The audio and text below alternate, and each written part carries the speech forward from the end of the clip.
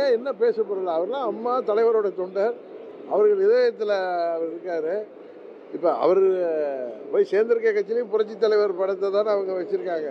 அதனால அம்மாவுடைய வச்சுட்டு நீங்கள் பெருமைப்படணும். அது என்ன பேசு பொருளாகுது? அந்த பேசு பொருளே எப்படி அவரது லாயல்டி டு த லீடர் காமிக்குது. மறைந்த தனது தலைமைக்கு எவ்வளவு நன்றி உணர்ச்சியோடு இருக்கிறார் என்பதை தான் வெளிப்படுத்துகிறார். அது எங்களுக்கெல்லாம் பெருமையாக இருக்கிறது. யார் வேண்டுமானாலும் எந்த இயக்கத்துக்கு வேண்டுமானாலும் செல்லலாம். ஆனால் அவர்கள் தலைவர்கள் மீது உள்ள மரியாதையில், அவர்கள் தலைவர்களாக ஏற்றுக்கொண்ட மரியாதையில் அவர்களின் படத்தை வைத்திருப்பதோ, அவர்கள் நினைவிடத்திற்கு செல்வதோ அவர்களின் உண்மையான மனநிலையை காட்டுகிறது.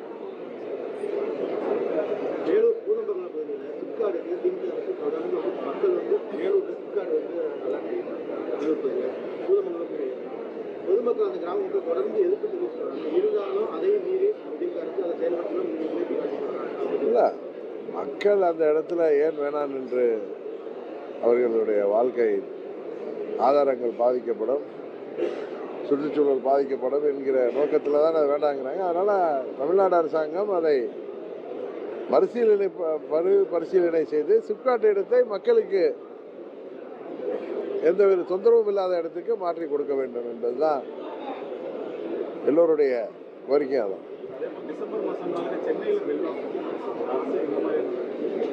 இல்லை, மழைக்காலத்தில் சென்னையில் உங்களுக்கு தெரியும், அளவுக்கு அதிகமாக மழை பெய்கிறப்ப நீர் தேங்கி பல பகுதிகளில், பள்ளமான பகுதிகளில் நீர் தேங்கி.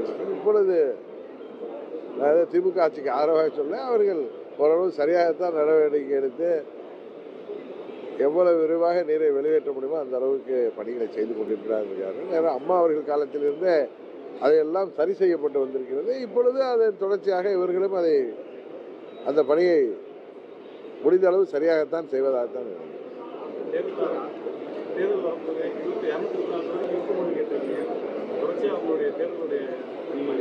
இப்போதான் நிறைய தொகுதிகளில் சென்று நிர்வாகிகளை, குறிப்பாக கிளை செயலாளர்கள், வட்டச் செயலாளர்கள், ஒன்றிய செயலாளர்கள், ஊராட்சி செயலாளர்கள், பேரூராட்சி செயலாளர் மாத்திரமல்ல, நிர்வாகிகள் எல்லாம், அனைத்து நிர்வாகி இவர்கள் தான் எங்கள் இயக்கத்தை இயக்கி கொண்டிருப்பவர்கள். தேர்தல் போது இவர்கள் தான் பூத்து வாரியாக கட்சியை வாக்கு சேகரித்து கட்சிக்கு வெற்றி வாய்ப்பை உருவாக்கி தரக்கூடியவர்கள். அவர்களை சந்தித்து வருகிறேன். அடுத்த கட்டமாக பொதுக்கூட்டம், அதுக்கு பிறகு தேவையானால் தெருமுனை பிரச்சாரங்களை தொடரும்.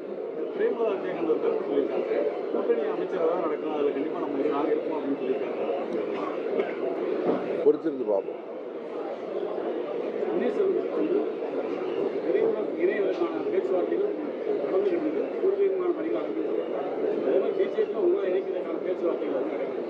என்கிட்ட யாரும் பேசலாம். நான் செப்டம்பர் 1 வந்ததுக்கப்புறம் சில பேர் நட்பு ரீதியாக பேசுவார்களே தவிர என்கிட்ட மீண்டும் நான் என்டிஏ கூட்டணிக்கு வர வேண்டும் என்றெல்லாம் யாரும் என்கிட்ட பேசல.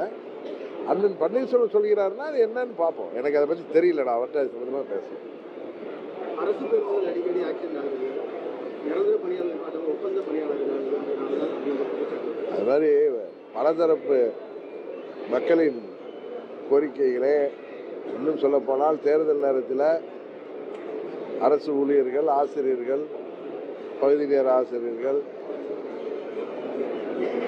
இன்னும் மருத்துவர்கள், செவிலியர்கள், வருவாய்த்துறை ஊழியர்கள், மின்சாரத்துறை ஊழியர்கள் என அரசு ஊழியர்களுக்கு பல்வேறு வாக்குறுதிகளை தந்தார்கள். விவசாயிகளுக்கு பல்வேறு வாக்குறுதிகள் தரப்பட்டது. இளைஞர்களுக்கு வேலைவாய்ப்பு சம்பந்தமாக பல வாக்குறுதிகளை இந்த ஆட்சியாளர்கள் சொன்னார்கள். மாணவர்கள் என அனைத்து தரப்பு மக்களுக்கும், நெசவாளர்கள் என மாற்றுத்திறனாளிகள் கூட இன்றைக்கு போராடுகின்ற நிலை தான் இந்த ஆட்சி இருக்கிறது. இவர்கள் இதே நிலை தொடர்ந்தால் இன்னும் 3 மாதம் 4 மாதத்தில் வர தேர்தலில் இந்த தமிழ்நாட்டு மக்கள் ஆளுகின்ற ஆட்சியாளர்களுக்கு தகுந்த பாடத்தை உறுதியாக தருவார்கள்.